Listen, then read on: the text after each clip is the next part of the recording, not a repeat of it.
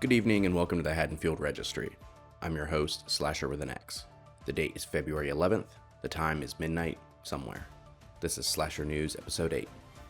To start, Regal Theaters will be playing 5 original Friday the 13th films across the 3 separate Friday the 13ths to occur this year. This Friday the 13th weekend, they'll be showing the original film and Part 2.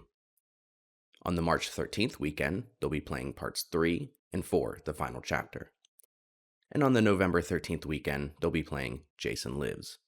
Regal claims the decision to skip Part 5 is out of respect for the Voorhees family, though I'm going to tell myself it's because Part 5 is not in continuity with the later sequels.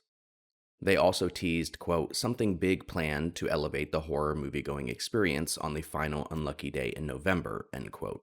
Whatever that means. 2025's Primate, directed by Johannes Robert from a screenplay by Roberts and Ernest Riera, is now available to rent or buy on digital, with over 30 minutes of supplementary material, including BTS featurettes and commentary by Roberts and producer Walter Hamada. Psycho Killer dropped a new poster and movie clip, giving us our clearest looks yet at the Satanic slasher. It's nice to see more guns being used in slasher movies, especially shotguns. Psycho Killer is directed by Gavin Pallone from a screenplay by Seven scribe Andrew Kevin Walker and releases February 20th. Twisted Childhood universe fans continue to feast, first with news that Robert Englund would be voicing Jiminy Cricket in Pinocchio Unstrung, then with the reveal of Tigger's updated design, and now with a similar reveal for Pooh's own redesign. The threequel blends the cartoony proportions of the first film with the hyper-realistic texturing of the sequel in this newly revealed concept art designed by Millennium FX. We now have the first official look at Johnny for In a Violent Nature 2. Once again played by Ry Barrett, the sequel will see Johnny stumble upon a summer camp, where he'll cross paths with an outcast camper who is forced to spend the night with his camp counselor's sister and her friends at their annual end-of-season party. The film is said to be, quote, driven by a new vision with more kills, more blood, end quote.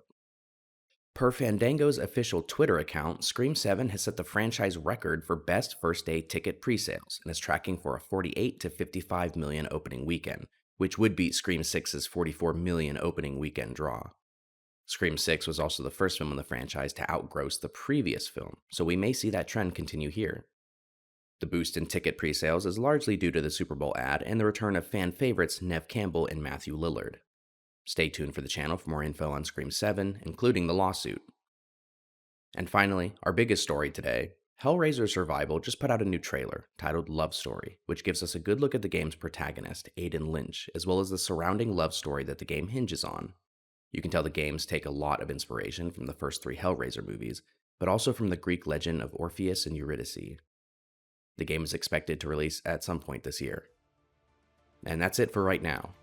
For the Haddonfield Registry, I'm Mr. October, aka Slasher with an X. Good night.